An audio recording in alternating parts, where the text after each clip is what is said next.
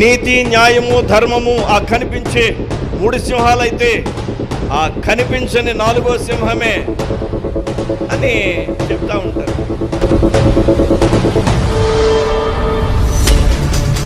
4 సింహాల బొమ్మ మన భారతదేశపు ముద్ర. మరీ దారుణంగా ఎద్దు మొహం ఏంటండి, ఎరా ఎద్దులాగా ఉన్నావు ఏంట్రా నీ వల్ల అని తిడతా ఉంటారండి. మరి ఎద్దు ముఖం అంటారు ఏంటండి, సింహం ముఖం అంటారు ఏంటంటే, క్రూర మృగం అది, పక్షిరాజు ముఖం అంటారు ఏంటండి. సరే చెప్తాను.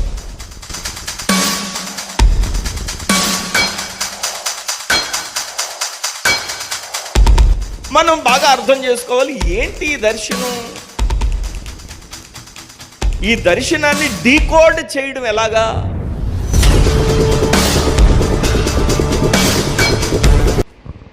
దేవుని వాక్యాన్ని కొద్ది నిమిషాలు మనం ధ్యానం చేద్దాం.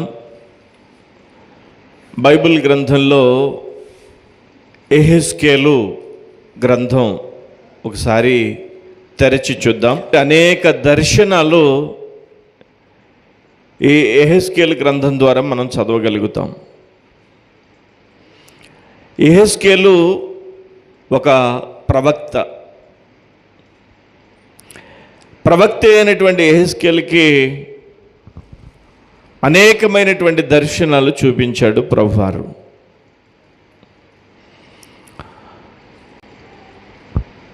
ఈ గ్రంథం ద్వారా అనేకమైనటువంటి ప్రవచన వచనాలను మనం చదవగలుగుతాం.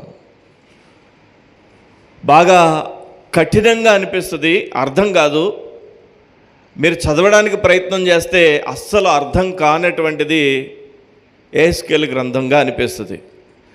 పరిశుద్ధాత్మ మీద ఆధారపడకుండా దేవుని యొక్క వాక్యాన్ని అర్థం చేసుకోవడానికి పరిశుద్ధాత్మ ద్వారా మనం చదవకపోతే యెహెజ్కేలు గ్రంథం మీకు అర్థం కానే కాదు. మీరు ఒకసారి చదవడానికి ప్రయత్నం చేస్తే మీకు అర్థమవుతుంది ఇది ఎంత కఠినమైనటువంటి, అర్థం కాకుండా ఉండేటువంటి గ్రంథము. అయినా ప్రియ పరిశుద్ధాత్మ దేవుడి గ్రంథం ద్వారా అనేకమైనటువంటి ఆత్మీయ ఆశీర్వాదకరపు వర్తమానాల్ని నేటి సంఘానికి అందిస్తూ ఉన్నాడు ఈ చివరి దినాల్లో. యెహెజ్కేలు గ్రంథం 1వ అధ్యాయం 1వ వచనం చదువుదాం. 35వ సంవత్సరము 4వ నెల 5వ దినమున నేను కేబారు నదీ ప్రదేశమున చెరలోని వారి మధ్య కాపురముంటిని. ఆ కాలమున ఆకాశము తెరవబడగా దేవుని గూర్చిన దర్శనములు నాకు కలిగెను. యెహెజ్కేలు 35వ సంవత్సరము 4వ నెల 5వ దినమున ఒక స్పష్టతతో కూడినటువంటిది దేవుని గూర్చినటువంటి సమాచారం. సంవత్సరము, నెల, తేదీ, ప్రభువును గూర్చినటువంటి చెప్పబడిన ఏ సమాచారం అయినా అయితే అయి ఉండొచ్చు, బహుశా అలాగేమో, కాబోలు అలా ఉండదు. ఏమీ చాలా స్పష్టంగా ఉంటుంది, చాలా నిక్కర్చుగా మనకు తెలియజేయబడుతుంది. ఇంతకీ ఎప్పుడు చూశాడు ఈ దర్శనం అంటే, కేబారు నదీ ప్రదేశమున చెరలోని వారి మధ్య కాపురం ఉన్నప్పుడు యెహెజ్కేలు దర్శనాన్ని చూశాడు. చెరలో ఉన్నప్పుడు దర్శనం, చెరపట్టబడిన పరిస్థితుల మధ్యలో దర్శనం.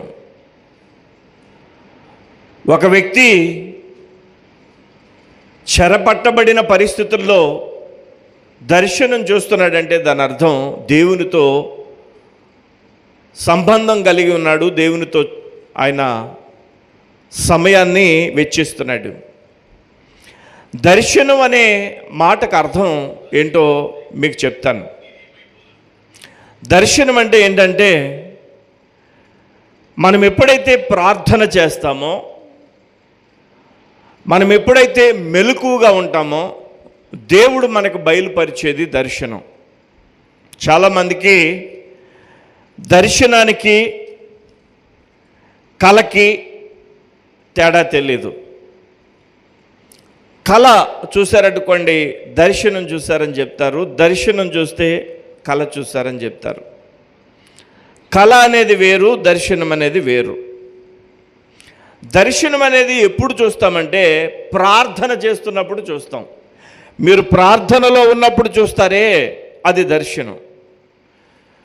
మీరు మెలకువగా ఉన్నప్పుడు మీ కన్నులు తెరిచినప్పుడే మీకు ఒక స్వరం వినిపిస్తుంది, అది దర్శనం. అది దర్శనం.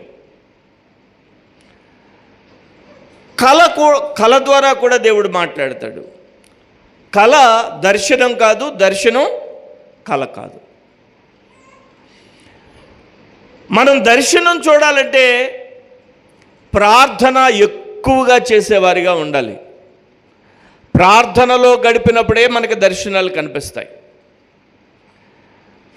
కళ చూడాలంటే నిద్రపోతే కళలో కూడా మనకు దేవుడు మాట్లాడతాడు. కళలో కూడా దేవుడు మాట్లాడతాడు. కళలో కూడా కొన్ని విషయాలు దేవుడు తెలియజేస్తాడు. దర్శనం ద్వారా తెలియజేసే విషయాలు వేరు, కళ ద్వారా తెలియజేసే విషయాలు వేరు. కళలో సాతాను మనల్ని మభ్యపెట్టే అవకాశం ఉంది. ఎందుకంటే సహజంగా మానవ మెదడుకు ఉండేటువంటి పరిస్థితి ఏంటంటే, పగలంతా ఏదో ఆలోచిస్తాం కదా. ఎప్పుడో నెల క్రితమో, 2 నెలల క్రితమో, 3 నెలల క్రితమో ఏదైనా ఆలోచన ఎక్కువగా ఆలోచించింది ఈ మెదడులో రిజిస్టర్ అయిపోద్ది. మనకి తెలియదు ఆ విషయం. 2-3 నెలల తర్వాతో లేదా 1 సంవత్సరం తర్వాతో ఆ మెదడు మనం నిద్రపోతున్నా కానీ పని చేస్తుంది. ఆ మెదడు ఆ జ్ఞాపకాలని అది రిపీట్ చేసుకుంటుంది. అప్పుడు మనం నిద్రపోతాం. ఆ నిద్రలో ఆ కళ కంటాం. అది ఒక విధానం. రెండవదిగా కళలో దేవుడు కూడా మాట్లాడతాడు.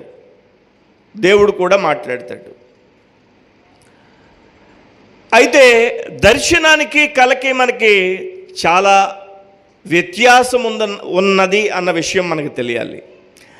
దర్శనం చూడాలంటే ఎక్కువగా ప్రార్థన చేసే అలవాటు ఉండాలి. ఎక్కువగా ప్రార్థన చేసేవారికి దర్శనం కనిపిస్తుంది. కళలో కూడా దేవుడు మాట్లాడతాడు, అది వేరు. అయితే ఇక్కడ యెహెజ్కేలు అనేటువంటి ప్రవక్త దర్శనం చూస్తున్నాడు. అంటే ప్రార్థనాపరుడు అన్నమాట. ఎక్కువ మొర్రపెట్టి ప్రార్థన చేసేవాడు భక్తుడైనటువంటి యెహెజ్కేలు. ఈ మొదటి అధ్యాయం యెహెజ్కేలు గ్రంథం మనం చదివితే ఒక దర్శనాన్ని చూస్తాడు. యెహోవా యొక్క ప్రభావ స్వరూప దర్శనము అని ఈ మొదటి అధ్యాయానికి పేరు. ఏంటది? యెహోవా ప్రభావ స్వరూప దర్శనము. చెప్పండి, యెహోవా ప్రభావ స్వరూప దర్శనము. అంటే యెహోవా ఎలా ఉంటాడో, ఆ ప్రభావం ఎలా ఉంటుందో, ఆ స్వరూపం ఎలా ఉంటుందో దర్శనం ద్వారా చూస్తున్నాడు ఈ యెహెజ్కేలు. ఎక్కడున్నప్పుడు? చెరలో ఉన్నప్పుడు. అంటే శత్రువులు ఈ బబులోను సామ్రాజ్యం వీళ్ళని జయించి తీసుకుని వెళ్ళిపోయినప్పుడు, కష్టంలో కన్నీటిలో ఉన్నప్పుడు భక్తుడైనటువంటి యెహెజ్కేలు దర్శనాన్ని చూస్తున్నాడు. అంటే దాని అర్థం ప్రార్థన చేస్తున్నాడు అని అర్థం. ప్రార్థనలో ఏ దర్శనాన్ని చూస్తున్నాడంటే యెహోవా యొక్క ప్రభావ స్వరూప దర్శనాన్ని చూస్తున్నాడు. సరే, ఇక్కడ చాలా వివరంగా ఆ దర్శనాన్ని గురించి వ్రాయబడింది. మీకు నేను ఈ దర్శనం అంతటిని గురించి చెప్పడం లేదు, కానీ దర్శనంలో ఒక ప్రత్యేకమైనటువంటి వచనం గురించి చెప్పడానికి ప్రయత్నం చేస్తాను. సరే, ఈ దర్శనంలో యెహెజ్కేలు ఏం చూస్తున్నాడు అని అంటే, ఉత్తర దిక్కు నుండి తుఫాను వస్తున్నట్టుగా చూస్తున్నాడు. ఉత్తర దిక్కు నుండి తుఫాను, ఉత్తర దిక్కు నుండి తుఫాను. ఆ వచ్చేటువంటి తుఫాను మేఘం ఎలా ఉందంటే, గోళము వలె గుండ్రంగా అగ్ని లాంటి ఆ మేఘం ఉత్తర దిక్కు నుండి వస్తూ ఉంది. దాన్ని దర్శనంలో చూడడం ప్రారంభంలో చూస్తున్నాడు. సరే, ఆ అగ్నిలో నుండి ప్రజ్వలింపబడినటువంటి అపరంజి ఒకటి కనబడింది. ఆ అగ్ని మేఘంలో నుంచి అపరంజి లాంటి ఒక ఆకారం కనిపించింది. 5వ వచనంలో మనకు కనిపిస్తుంది, దానిలోని 4 జీవుల రూపములు గల ఒకటి కనబడెను. దానిలో 4 జీవులు కనిపిస్తున్నాయి. 4 జీవులు ఏంటి? యెహెజ్కేలు ఒక దర్శనాన్ని చూస్తున్నాడు. ఆ దర్శనంలో ఉత్తర దిక్కు నుండి తుఫాను వస్తోంది. ఆ తుఫాను వచ్చే ఆ మేఘం పెద్ద అగ్ని గోళంగా ఉంది. అది ఇటువైపుకి వస్తూ ఉండగా దగ్గరకు వచ్చేసరికి ఆ మేఘంలో నుండి అపరంజి వంటి ఒక ఆకారం కనిపించింది. దానిలో నుండి 4 జీవులు కనిపిస్తున్నాయి. 4 జీవులు కనిపిస్తున్నాయి యెహెజ్కేలుకి. ఈ 4 జీవులు చూస్తూ ఉన్నాడు. 4 జీవులు చూస్తూ ఉన్నాడు. 5వ వచనంలో, దానిలోని 4 జీవుల రూపములు గల ఒకటి కనబడెను. వాటి రూపము మానవ స్వరూపము వంటిది. ఒక్కొక్క దానికి 4 ముఖములను 4 రెక్కలను గలవు. 4 జీవులు కనిపిస్తున్నాయి. ఆ 4 జీవులలో ఒక్కొక్క జీవికి 4 ముఖాలు ఉన్నాయి. 4 ముఖాలు ఉన్నాయి. మీకు తెలుసా? రూపాయి 10 రూపాయల బిళ్ళ మీద కానీ 5 రూపాయల బిళ్ళ మీద కానీ 4 సింహాల బొమ్మ ఉంటుంది. తెలుసా మీకు? 4 సింహాల బొమ్మ మన భారతదేశపు ముద్ర. 4 సింహాలు ఉంటాయి. ఒక సింహం ఏమో మన వైపు చూస్తుంది, ఒక సింహం ఏమో ఎడం వైపుకు చూస్తుంది, ఒక్కో సింహం ఏమో కుడివైపుకు చూస్తుంది, ఇంకో సింహం అటువైపుకు చూస్తుంది. అవునా? నీతి, న్యాయము, ధర్మము ఆ కనిపించే 3 సింహాలు అయితే ఆ కనిపించని 4వ సింహమే అని చెప్తా ఉంటారు కదా. ఆ 4 సింహాలు బొమ్మ కనిపిస్తుంది మనకి. రూపాయి బిళ్ళల మీద, రూపాయి కాగితాల మీద కనిపిస్తుంది. అదిగో అలాంటి దర్శనాన్ని చూస్తున్నాడు. మీకు అర్థం అవడం కోసం అది జ్ఞాపకం చేశాను. 4 జీవులు కనిపిస్తున్నారు. ఒక్కొక్క జీవికి 4 ముఖాలు ఉన్నాయి. బాగా అర్థం చేసుకోవాలి. ఇవి బాగా మనసు కేంద్రీకరించకపోతే ఈ వర్తమానం మీకు అర్థం కాదు. యెహెజ్కేలుకి ఉత్తర దిక్కు నుండి ఒక పెద్ద మేఘం ఒకటి దూసుకొస్తుంది. అది అగ్నిగోళంగా ఉంది, గుండ్రంగా ఉంది. అది దగ్గరకు వచ్చేసరికి దానిలో నుండి అపరంజి వంటి ఒక ఆకారం, ఆ ఆకారంలో నుండి 4 జీవులు కనిపిస్తున్నారు. 4 జీవులలో ఒక్కొక్క జీవికి 4 ముఖాలు కనిపిస్తున్నాయి.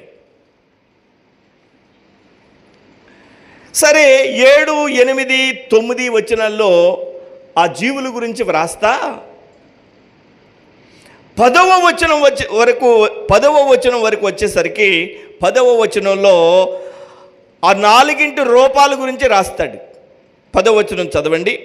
ఆ 4 ఎదుట ముఖరూపములు మానవ ముఖము వంటివి, కుడిపార్శ్వపు రూపములు సింహముఖము వంటివి, ఎడమ పార్శ్వపు ముఖములు ఎద్దు ముఖము వంటివి, 4 పక్షిరాజు ముఖము వంటి ముఖములు కలవు. దేవునికి స్తోత్రం కలుగునుగాక. బాగా వినాలి. ఇక్కడ 4 జీవులు, ఒక్కొక్క జీవికి 4 ముఖాలు. 4 ముఖాలలో ఒక ముఖం ఎలాంటిదంటే మానవ ముఖము, మనిషి యొక్క ముఖం లాంటి ముఖం. 2వ ముఖం ఎలా ఉందంట? 2వ ముఖం ఎలా ఉందంట? సింహము వంటి ముఖం. ఒక జీవికే 4 ముఖాలు. ఒక ముఖమేమో మానవుడి యొక్క ముఖం, రెండవ ముఖమేమో చెప్పండి, రెండవ ముఖమేమో సింహము వంటి ముఖం, మూడవ ముఖమేమో ఎద్దు వంటి ముఖం, నాలుగవ ముఖమేమో పక్షిరాజు అంటే గ్రద్ద వంటి ముఖం. ఈ 4 ముఖాలు కలిగినటువంటి నలుగురు జీవులు కనిపిస్తున్నారు. మనం బాగా అర్థం చేసుకోవాలి, ఏంటి ఈ దర్శనం? ఈ దర్శనాన్ని డీకోడ్ చేయడం ఎలాగా? ఈ దర్శనం యొక్క భావం ఏంటి? ఏదైనా స్వప్నం కానీ దర్శనం కానీ వచ్చినప్పుడు దైవజనుడితో మీరు తెలుసుకోవాలి, దైవజనుడితో సంప్రదించాలి. అయ్యా, మాకు ఇలాంటి కళ వచ్చింది, మాకు ఇలాంటి దర్శనం వచ్చింది, ఏమై ఉంటుంది అని. ప్రార్థనాపూర్వకంగా బైబిల్ ఆధారంగా ఆ సేవకుడు దాన్ని డీకోడ్ చేసే అవకాశం ఉంది. దేన్నైనా బైబిల్తో మాత్రమే మనం ముడిపెట్టాలి. సరే, యెహెజ్కేలు అనబడినటువంటి ఈ ప్రవక్త దర్శనంలో చూస్తున్నాడు, 4 ముఖాలు కలిగినటువంటి ఆ 4 జీవులను చూస్తున్నాడు. ఒకటి మానవ ముఖం, రెండవది సింహం ముఖం, మూడవది ఎద్దు ముఖం, నాలుగవది పక్షిరాజు ముఖం. సరే, ఈ అధ్యాయం అంతా మీరు చదివితే అర్థమవుద్ది, చదివించను. కానీ ఈ 4 ముఖాలు కలిగినటువంటి 4 జీవులు ఎక్కడున్నారంటే సింహాసనం క్రింద ఉన్నారు. సింహాసనం క్రింద ఉన్నారు. సింహాసనం మీద సర్వశక్తి కలిగినటువంటి జీవము కలిగినటువంటి దేవుడు ఉన్నాడు. ఈ దర్శనాన్ని చూస్తున్నాడు యెహెజ్కేలు. బాగా వినాలి మీరు. ఈ 4 జీవులు లేదా 4 ముఖాలు కలిగినటువంటి ఈ జీవి సర్వశక్తి కలిగినటువంటి దేవుని సింహాసనం క్రింద ఉండగా ఆ దృశ్యం చూసి మనం ఏమి నేర్చుకోవాలి? మన జీవము కలిగినటువంటి దేవుని యొక్క సన్నిధిలో ఆయన క్రింద మనం ఉన్నప్పుడు ఆయన మనల్ని పైవానిగా చేసేటువంటి దేవుడై ఉన్నాడు. మనకు మనం తగ్గించుకున్నప్పుడు, చెప్పండి, మనకు మనం తగ్గించుకున్నప్పుడు హెచ్చించబడతాం. తగ్గించుకునే ప్రతివాడు హెచ్చించబడతాడు, తగ్గించుకునే ప్రతివాడు హెచ్చింపబడతాడు. దేవుని యొక్క సింహాసనం క్రింద ఉండేటువంటి ఈ జీవుల యొక్క అర్థం ఏంటో తెలుసా? దేవుని యొక్క సంఘమునకు లేదా విశ్వాసికి పోలికగా ఉంది. ఇప్పుడు విశ్వాసి ఎక్కడ కూర్చోబోతున్నాడు? పరలోకంలో సింహాసనం మీద కూర్చోబోతున్నాడు. సింహాసనం క్రింద కనిపించేటువంటి ఈ జీవి, 4 ముఖాలు కలిగిన ఈ జీవి ప్రభువైన యేసయ్య రాకడ తదుపరి సింహాసనంలో ఆయన ప్రక్కన కూర్చునే అవకాశం వచ్చింది. మనం దేవుని ముందు తగ్గించుకున్న ప్రతిసారి దేవుడు మనల్ని హెచ్చిస్తాడు, హెచ్చించి తీరుతాడు. హల్లెలూయా! దేవుడు మనల్ని హెచ్చిస్తాడు. మనం దేవుని ముందు తగ్గించుకున్న ప్రతిసారి, దేవుని మందిరంలో మనం తగ్గించుకున్న ప్రతిసారి, ప్రభువా నేను అయోగ్యుణ్ణి, ఏమి కాని వాడిని ప్రభువా, నన్ను మీరు ప్రేమించారని చెప్పిన ప్రతిసారి ఆ ప్రార్థన దేవుని యొక్క మందిరంలో విలువ కలిగినదిగా దేవుడు అంచనా వేస్తాడు, ఆయన చూస్తాడు. సరే, ఈ 4 జీవులు 4 ముఖాల గురించి నేను ఈరోజు మీతో కొన్ని విషయాలు చెప్తాను. జాగ్రత్తగా వినాలి మీరు. ఆ జీవికి 4 ముఖాలు ఉన్నాయి. 4 ముఖాలు ఏమని చెప్పాను? ఒకటి మానవ ముఖము, రెండవది సింహపు ముఖము, మూడవది ఎద్దు ముఖము, నాలుగవది పక్షిరాజు ముఖము. ఒక విశ్వాసికి మానవ ముఖము లాంటి లక్షణము, సింహపు ముఖము లాంటి లక్షణము, ఎద్దు ముఖము లాంటి లక్షణము, పక్షిరాజు ముఖము లాంటి లక్షణము కలిగి ఉండాలి అని అర్థం. ఈ విశ్వాసి, ఈ సంఘము, ఈ సేవకుడు ఇలాంటి 4 ముఖముల అనుభవ లక్షణాలను కలిగి ఉన్నప్పుడు మనము సింహాసనము క్రింద ఉండే మనము ప్రభువైన యేసయ్య రాకడ తదుపరి సంఘ వధువును ఆయన తన ప్రక్కన కూర్చోబెట్టుకోవడానికి ఇష్టపడుతూ ఉన్నాడు. అయ్యా, మరీ దారుణంగా ఎద్దు ముఖం ఏంటండి? ఎరా ఎద్దులాగా ఉన్నావు, ఏంట్రా నీ వలన అని తిడతా ఉంటారండి. మరి ఎద్దు ముఖం అంటారు ఏంటండి? సింహం ముఖం అంటారు ఏంటంటే క్రూర మృగం, అది పక్షిరాజు ముఖం అంటారు ఏంటండి? సరే చెప్తాను. మానవ ముఖము లాంటి ముఖము. మీరు ఎప్పుడైనా విన్నారా బహుముఖ ప్రజ్ఞాశాలి అని? విన్నారా? బహుముఖములు అంటే 4-5 రకాల్లో ఈ వ్యక్తి ప్రావీణ్యుడు అని చెప్పడానికి. పాడగలడు, వాక్యం చెప్పగలడు, ప్రసంగం చేయగలడు, మ్యూజిక్ వాయించగలడు, పాటలు రాయగలడు, ఇంకా డ్రైవింగ్ చేయగలడు. బహుముఖ ప్రజ్ఞాశాలి. ఒక వ్యక్తికి వ్యవసాయం చేయగలడు, ఏమండి, ఏదైనా సమస్య వస్తే పరిష్కరించగలడు. రకరకాలైనటువంటి పరిస్థితులు ఆ వ్యక్తిని బట్టి బహుముఖ ప్రజ్ఞాశాలి అంటారు కదండి, అవునా?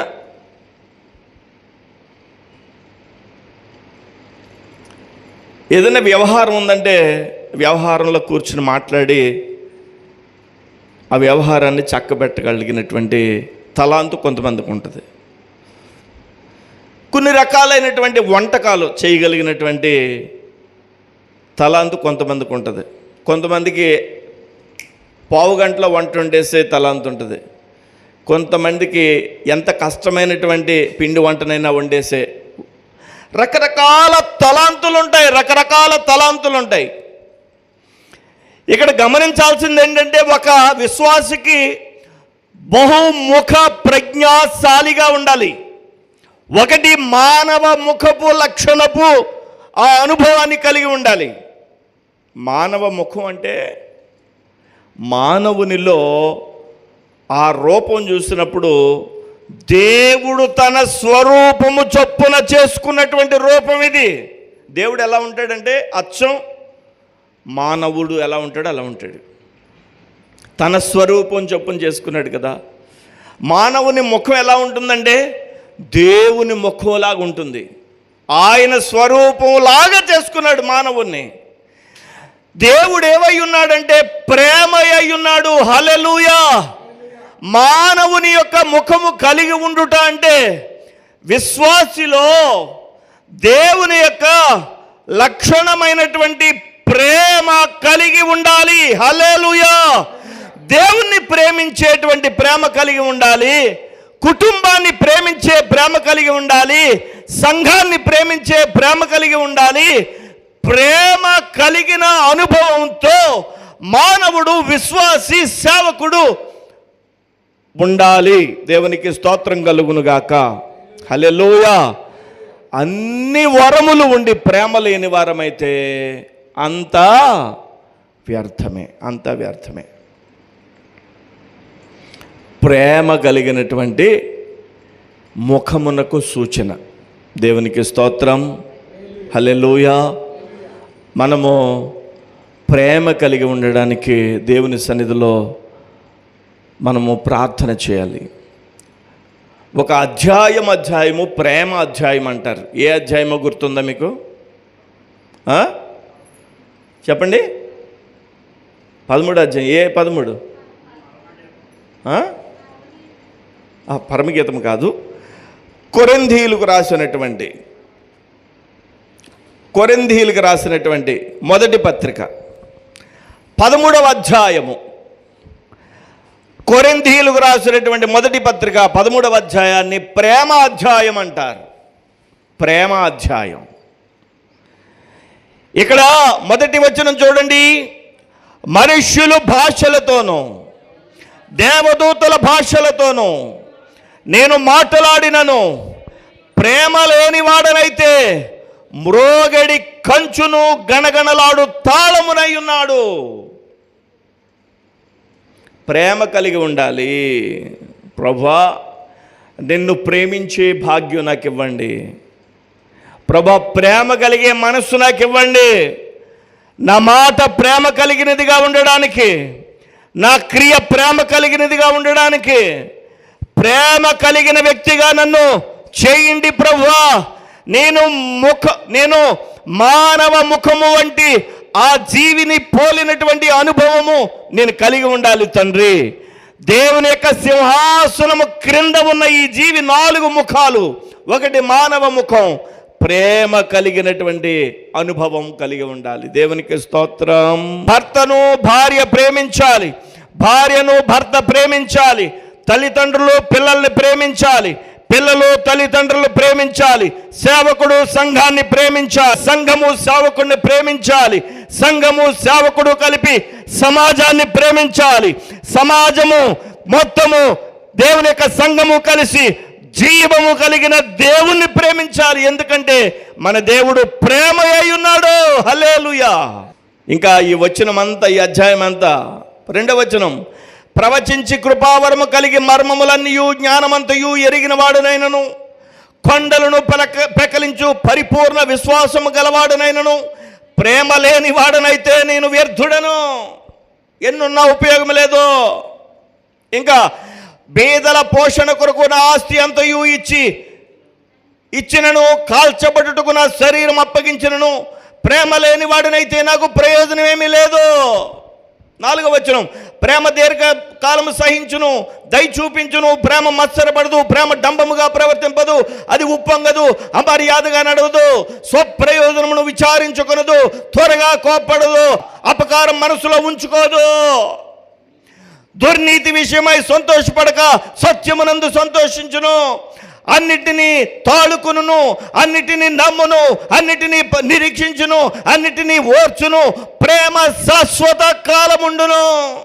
ప్రవచనములైనను నిరర్ధకమైపోను, భాషలైనను నిలిచిపోవును, జ్ఞానమైనను నిరర్ధకమగును. మనము కొంత మట్టుకు ఎరుగుదము, కొంత మట్టుకు ప్రవచించుచున్నాము. ఇంకా చివరి వచనం చదవండి ఇప్పుడు. కాగా విశ్వాసము, నిరీక్షణ, ప్రేమ, ఈ 3ను నిలుచుని వీటిలో శ్రేష్టమైనది, చెప్పండి అందరూ, శ్రేష్టమైనది ప్రేమయే. విశ్వాసం కంటే గొప్పది ఏది చెప్పండి ఇప్పుడు, చెప్పాలి. బైబిల్లో ఉన్నదేనా? విశ్వాసము కంటే గొప్పది ప్రేమ, నిరీక్షణ కంటే గొప్పది ప్రేమ. దేవుని ప్రేమించాలి.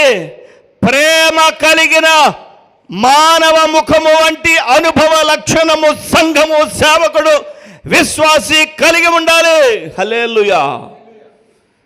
ప్రేమించాలి. మత్తయి సువార్త 22వ అధ్యాయం, మత్తయి సువార్త 22వ అధ్యాయము 37వ వచనం నుండి మనం చూస్తే, మత్తయి సువార్త 22వ అధ్యాయము 37వ వచనం నుండి చూస్తే, అందుకు ఆయన, నీ పూర్ణ హృదయముతోను, నీ పూర్ణ ఆత్మతోను, నీ పూర్ణ మనస్సుతోను నీ దేవుడైన ప్రభువును ప్రేమించాలి. ఇదే దేవుడిచ్చిన ఆజ్ఞ. ప్రేమించాలి, ఇది దేవుడిచ్చిన ఆజ్ఞ.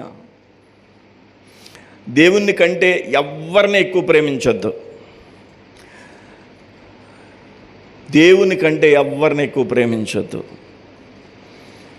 దేవుని తర్వాతే ఏదైనా, మన పిల్లలైనా, మన కుటుంబమైనా, మనకున్న ఆస్తిపాస్తులైనా దేవుడిచ్చాడు కాబట్టి మనకున్నాయి అవన్నీ. కాబట్టి దేవుణ్ణి ప్రేమించాలి, దేవుణ్ణి ప్రేమించాలి. 38వ వచనం, ఇది ముఖ్యమైనది మొదటియునై ఉన్నది. 39వ వచనం చదవండి. నిన్ను వలె నీ పొరుగువాన్ని ప్రేమించాలి, ఇది 2వ ఆజ్ఞ. దేవుణ్ణి ప్రేమించాలి, సంఘములో ఎదుటి వారిని ప్రేమించాలి, సమాజంలో ఎదుటి వారిని ప్రేమించాలి. ప్రేమించడం అనేదే దేవుడిచ్చిన ఆజ్ఞ. ప్రేమించబడ్డానికి నలగొట్టబడాలి మనమందరం కూడా. దేవునికి స్తోత్రం. హల్లెలూయా. ప్రభువా, మానవ ముఖము వంటి ముఖము అంటే నీ స్వరూపం అంటే స్వరూపం. ప్రభా, నిన్ను ప్రేమించే మనస్సు నాకు ఇవ్వండి, నిన్ను ప్రేమించే మనసు ఇవ్వండి. సంఘమును ప్రేమించి, విశ్వాసులను ప్రేమించి, కుటుంబాన్ని ప్రేమించి, సమాజాన్ని ప్రేమించే మనస్సు నాకు ఇవ్వండి ప్రభా అని అడగాలి. రెండవదిగా మనము ప్రేమించాలి. మొదటిది ప్రేమించాలి. రెండవదిగా ఏ ముఖము? చదవండి 10వ వచనం మరలా చదవండి. యెహెజ్కేలు గ్రంథం 1వ అధ్యాయం 10వ వచనం. ఆ 4 ఎదుట ముఖరూపములు మానవ ముఖము వంటివి, కుడిపార్శ్వపు రూపములు సింహముఖము వంటివి. రెండో ముఖం ఏంటి? సింహముఖం. మొదటిది మానవ ముఖం, రెండోది సింహం లాంటి ముఖం. ఇప్పుడు విశ్వాసులకి 4 ముఖాలు ఉండాలి. 4 ముఖాలు. 4 ముఖాలు అంటే మీకు బాగా 4 అనుభవ లక్షణాలు అని అర్థం. ఒకటి, ప్రేమించే గుణం ఉండాలి. రెండవదిగా సింహపు లాంటి ముఖం దేనికి సూచన అంటే, సింహం అడవికి రాజు అంటారు. ఎందుకంటే సింహానికి ఉండే ధైర్యం అంతా ఇంత కాదు. పెద్ద ఏనుగు వచ్చినా కానీ ఒక్క సింహం ఉంటే నిలబెట్టేస్తుంది, అవునా? ఏనుగుల గుంపు వచ్చినా కానీ సింహం ఏం చేస్తుంది? దాడి చేయడానికి ప్రయత్నం చేస్తుంది. ధైర్యం కలిగిందనమాట. ఇప్పుడు సింహంలో క్రూర లక్షణం గురించి మనం మాట్లాడుకోవడానికి వీల్లేదు. ఎందుకంటే సింహం అనేది ప్రభువైన యేసుక్రీస్తు తనకు తాను పోల్చుకున్నాడు. ఆయన యూదా గోత్రపు సింహమై ఉన్నాడు. యూదా గోత్రపు సింహమై ఉన్నాడు ఆయన మనకేమి నేర్పించాడంటే ధైర్యాన్ని నేర్పించి, సింహం లాంటి ధైర్యం కలిగి ఉండాలి విశ్వాసి. ఎంత ధైర్యంగా ఉండాలి? సింహానికి ఉన్నంత ధైర్యం కలిగి ఉండాలి. సింహానికి ఉన్నంత ధైర్యం కలిగి ఉండాలి. అడవిలో సింహానికి ఎంత ధైర్యం ఉంటుందో ఈ సమాజంలో విశ్వాసికి అంత ధైర్యం కలిగి ఉండాలి. హల్లెలూయా, హల్లెలూయా. పిరికితనము కలిగిన వారు దేవుని రాజ్యంలో హక్కు లేదు. పిరికితనము కలిగినటువంటి ఆత్మ దేవుడు మనకి ఇవ్వలేదు. వాక్యాల్లో, దేవుని వాక్యాలు ఇవన్నీ కూడా, పిరికితనము కలిగిన ఆత్మ దేవుడు మనకి ఇవ్వలేదు. పిరికితనము కలిగినటువంటి వారు పరలోక రాజ్యంలో వారికి చోటు లేదు. ధైర్యము కలిగి ఉండాలి. దేవుని యొక్క సన్నిధిలో ఆయనను బట్టి ధైర్యం కలిగి ఉండాలి. ఎందుకో తెలుసా? దేవుడు ఒక మాట అంటాడు. చూడండి, యెహోషువ గ్రంథం, యెహెజ్కేలు కాదు, యెహోషువ గ్రంథం 1వ అధ్యాయం 9వ వచనం తెరవండి. యెహోషువ గ్రంథం 1వ అధ్యాయం 9వ వచనం.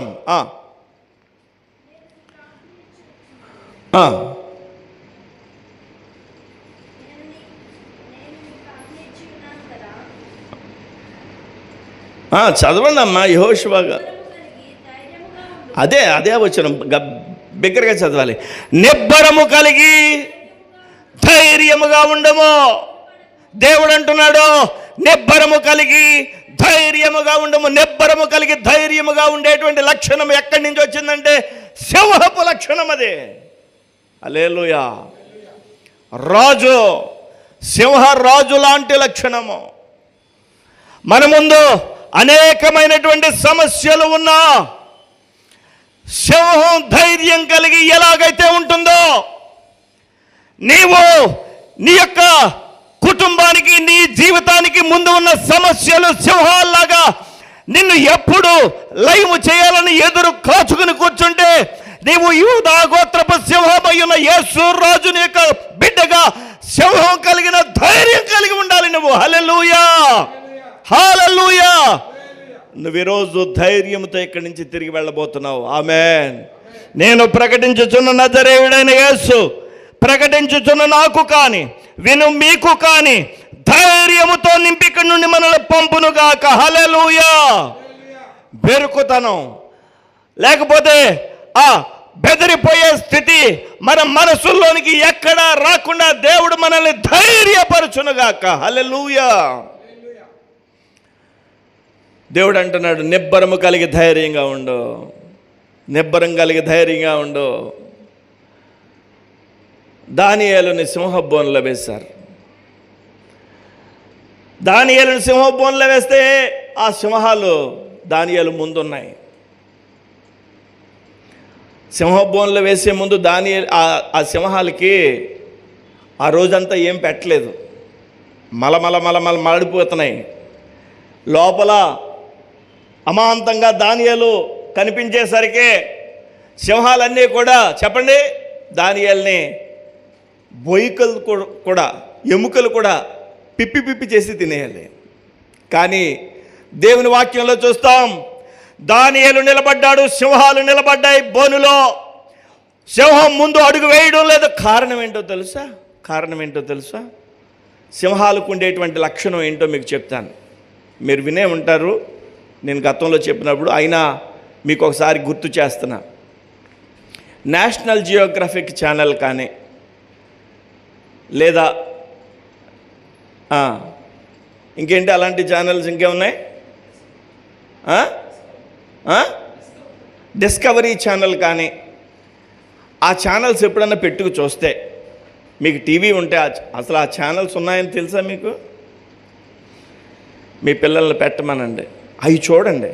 ఈ మాయిదారి సీరియల్స్ చూస్తే అత్తగారు కోడల మీద, కోడలు అత్తగారి మీద, తండ్రి మీద కొడుకు, కొడుకు మీద తండ్రి, ఏమండి పక్కింటి వాళ్ళ మీద మన మీద పక్కింటి వాళ్ళు, ఈ రకరకాలైనటువంటి ఈ 10th క్లాసు ఫెయిల్ అయిపోయిన వాళ్ళందరూ కూడా డైరెక్టర్లు అయ్యి ఈ పనికిమాలిన సీరియల్స్ తీసి మనల్ని అందులో ముంచేస్తారు. అయ్యొద్దు.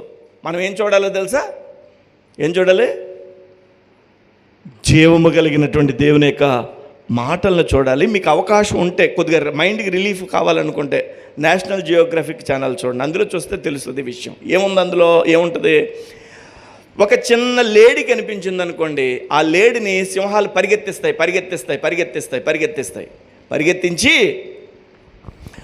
ఆ సింహాలు ఏం చేస్తాయంటే ఆఖరికి ఆ లేడీకి ఉగురు పొచ్చేసేంతవరకు పరిగెట్టిస్తాయి. చివరికి ఏ సింహం పడితే ఆ సింహం ఆ లేడీని పట్టుకోదు. అలా చేయదు. మీరు బాగా చూడండి. ఈసారి ఒక 20 సింహాలు ఉన్నాయనుకోండి, 20 సింహాల్లో అన్ని సింహాలు ఒక సింహం దగ్గరికి తరుముతాయి. అందులో ఒక సింహం మాత్రం వెళ్ళి ఆ లేడీని, ఆ జింకని మొట్టమొదటిసారిగా ఇలా పంజా విసిరి పట్టుకుంటుంది, నోటితో కరిసి పెట్టుకుంటుంది. అప్పుడు మిగతా సింహాలన్నీ వస్తాయి. ఆ సింహం దగ్గరికి బెదరేస్తాయి. మిగతా సింహాల దగ్గరికి వెళ్ళి పట్టుకో, బెదరేస్తాయి. ఎందుకో తెలుసా? ఆ గుంపులో 20 సింహాల గుంపులో ఆ ఒక్క సింహరాజు అన్నమాట. ఒకవేళ అందులో ఏదైనా ఒక సింహం పట్టుకుని దాన్ని కొరికిందనుకోండి, సింహరాజు ముట్టుకోదు, ఇంకా తిందా రోజు. సింహరాజు ముట్టుకుని సింహరాజు కూడా తినాలి అని అంటే సింహరాజు దగ్గరికి అన్నీ బెదరేస్తాయి. సింహరాజు వెళ్ళి మొట్టమొదటిసారిగా పట్టుకుంటుంది, మిగతా సింహాలు వచ్చి పట్టుకుంటాయి. ఇప్పుడు ఇక్కడ సింహాలు దానియేలుని ఎందుకని ముట్టుకోవడం లేదంటే, అక్కడ ఈ సింహాలతో పాటుగా యూదా గోత్రపు సింహమైన నజరేయుడైన యేసు ఉన్నాడు అక్కడ. హల్లెలూయా. ఆ సింహాలు ఏమనుకుంటున్నాయంటే, యూదా గోత్రపు సింహమైన యేసు దానియేలుని ముట్టుకుంటే మనం వెళ్ళి ముట్టుకుందామని చూస్తున్నాయి. కానీ ఈ సింహం దానియేలుని వేటాడే సింహం కాదు, దానియేలుని కాపాడే సింహం. హల్లెలూయా. హల్లెలూయా. మన జీవితంలో సమస్యలు సింహాల్లాగా మన ముందు ఉంటే, ఈరోజు మీరు అనొచ్చు, ఏమండయ్య గారు నా సమస్యలు ఎంత భయంకరమైనవో, నిద్ర పట్టడం లేదు, చాలా వేదనగా ఉన్నాయి, కన్నీళ్లతో ఉన్నాయి, అయ్యా నా పరిస్థితి బాగోలేదు, మదన పడిపోతున్నాను అని అంటున్నావా? అయితే దేవుడు నీతో మాట్లాడుతున్నాడు. దేవుడు ఆ యొక్క సింహాల లాంటి సమస్యల మధ్యలో నీ దేవుడు యూదా గోత్రపు సింహమైన యేసు నీ ప్రక్కన ఉండి ధైర్యంతో నిలబడమంటున్నాడు ఆయన. హల్లెలూయా. నిబ్బరము కలిగి ధైర్యంతో ఉండమంటున్నాడు ఆయన. హల్లెలూయా. ఈరోజు ప్రభువైన యేసుక్రీస్తు యొక్క వాక్యం చేత ధైర్యం కలిగి ఉందాం, నిబ్బరము కలిగి ఉందాం, ధైర్యము కలిగి ఉందాం. హల్లెలూయా, హల్లెలూయా. నిబ్బరము కలిగి ఉందాం. అపోస్తుల కార్యములు 4వ అధ్యాయం చూడండి, ఒకసారి తెరిచి చూద్దాం. అపోస్తుల కార్యములు 4వ అధ్యాయము 19వ వచనం, 20వ వచనం ఒకసారి చదువుదాం. అందుకు పేతురును యోహానును వారు చూచి, దేవుని మాట వినుట కంటే మీ మాట వినుట దేవుని దృష్టికి న్యాయమా, మీరే చెప్పుడి. పేతురు సమాజం ముందు అంటున్నాడు. ఏమన్నా తెలుసా? పేతురుని అంటున్నారు, మీరు ఇంక ప్రార్థనలు మానేయండి, మీరు ఇంకా సువార్త మానేయండి అని ఆ రోజుల్లోనే పేతురుని బెదిరిస్తే పేతురు అంటున్నాడు, దేవుని మాట వినాలా, మీ మాట వినాలా? ఎక్కడి నుంచి వచ్చింది ధైర్యం పేతురికి? జీవము కలిగినటువంటి దేవుడు ఇచ్చినటువంటి ధైర్యం. నిబ్బరము కలిగే ధైర్యముగా ఉండండి. హల్లెలూయా, హల్లెలూయా. భయపడుతున్న వారు ఎవరైనా ఉంటే దేవునికి స్తోత్రం చెప్పండి ఒకసారి. ఎవరు లేరా? ఎందుకంటే అబద్ధాలు ఆడతారా? భయం వేయడం లేదా? భయం వేస్తుంది. అందుకనే దేవుడు ఏమన్నాడంటే భయపడొద్దు, ధైర్యంగా ఉండండి అన్నాడు. నాకు వేస్తుంది భయం. మీకు వేస్తుందా లేదు? ఇప్పుడు చెప్పండి, ఇప్పుడు చెప్తారు. భయం వేస్తుందా? నిజమే. భవిష్యత్తు ఎలా ఉంటుందో ఈ సమస్యల మధ్యలో భయపడకుండా ఉండమని దేవుడు బైబిల్ గ్రంథంలో 366 సార్లు రాశాడు. సంవత్సరానికి ఎన్ని రోజులు? 365 రోజులు. 366 సార్లు రాయించాడు దేవుడు. లీఫ్ సంవత్సరంలో 366 రోజులు ఉంటాయి. అంటే 4 సంవత్సరాలకు ఒకసారి వస్తుంది లీఫ్ సంవత్సరం అనేది. సంవత్సరానికి 365 రోజులే, కానీ 366వ రోజు 4 సంవత్సరాలకు ఒకసారి వస్తుంది. అంటే రోజుకు ఒకసారి ధైర్యంగా ఉండండి, మీరేమి అధైర్యపడొద్దని దేవుడు తన గ్రంథంలో రాశాడు. హల్లెలూయా. నిబ్బరము కలిగి ధైర్యంగా ఉండండి. మన విశ్వాసాన్ని కొనసాగించాలంటే ధైర్యం కావాలి. దేవుని మందిరానికి రావడానికి ధైర్యం కావాలి. రాగల దినాల్లో ఇంకా కఠినమైపోద్ది. దేవుని మందిరానికి వెళ్ళొద్దు అంటారు, మతాన్ని విడిచిపెట్టేయమంటారు. మన మతంలోనికి రాలేదనుకోండి, అది వేరే సంగతే. బైబిల్ చదవద్దు అంటారు, దేవుని మందిరానికి వెళ్ళొద్దు అంటారు. రకరకాలైనటువంటి ఆంక్షలు వస్తాయి. మనం ధైర్యము కలిగి దేవుని సన్నిధిలో సాగిపోవాలి. హల్లెలూయా. 2 ముఖాల గురించి చెప్పాను. 1 మానవ ముఖం, ప్రేమ కలిగి ఉండుట. 2 సింహము ముఖం, ధైర్యము కలిగి ఉండుట. 3వది ఎద్దు ముఖం. 4వది పక్షిరాజు ముఖం. చెప్పనా వద్దా? 10:30 అయిపోయింది. చెప్పనా వద్దా? వచ్చేవారం చెప్పనా? దేవునికి స్తోత్రం. హల్లెలూయా. దేవుని చిత్తమైతే మరొక వారం చెప్తానులే. హల్లెలూయా. తర్వాయి భాగం వచ్చే వారం. మీకు నేను వచ్చే వారం చెప్తాను, దీని కొనసాగింపు, లేకపోతే మధ్యలో ఎప్పుడని చెప్తాను తెలియదు. 2వ వర్తమానంలో ఎద్దు ముఖం అంటే ఎలాంటి అనుభవం, పక్షిరాజు ముఖం అంటే ఎలాంటి అనుభవమో నేను మీకు తప్పకుండా మరొక వర్తమానంలో మీకు నేను తెలియజేస్తాను. ఈరోజు 2 అనుభవాల గురించి చెప్పాను. 1 మానవ ముఖం అంటే ముఖ లక్షణపు అనుభవం. 2వదిగా సింహపు ముఖం అంటే ముఖ లక్షణ అనుభవం. ఈ జీవులు 4 ముఖాలు కలిగి ఉన్నాయి. 4 ముఖాలు లాంటి అనుభవాలు విశ్వాసకు ఉండాలి. సింహాసనం క్రింద ఉన్నటువంటి ఈ జీవులు విశ్వాసులకు, దేవుని యొక్క సేవకులకు సూచనగా ఉన్నారు. ప్రభువైన యేసుక్రీస్తు యొక్క రాకడలో ఎత్తబడిన సంఘం సింహాసనం మీద కూర్చుంటారు. సింహాసనం క్రింద ఉన్న ఈ అనుభవం కలిగిన వారు సింహాసనం మీద కూర్చోబెట్టుకుంటాడు మన ప్రభు అయిన యేసయ్య. కాబట్టి మనలో అడుగుదాం, ప్రభా నా జీవితంలో ప్రేమ కలిగిన అనుభవం నాకు ఇవ్వండి. ప్రభా నా జీవితంలో నేను తండ్రి ధైర్యము కలిగిన అనుభవం నాకు ఇవ్వండి. నిన్ను బట్టి ధైర్యం కలిగి ఉండే, నీవున్నావనే ధైర్యం కలిగి ఉండే అనుభవం నాకు ఇవ్వండి అని ప్రార్థన చేసుకుందాం. మోకరించండి, మోకరించండి, మోకరించండి, ప్రార్థన చేసుకుందాం, మోకరించండి.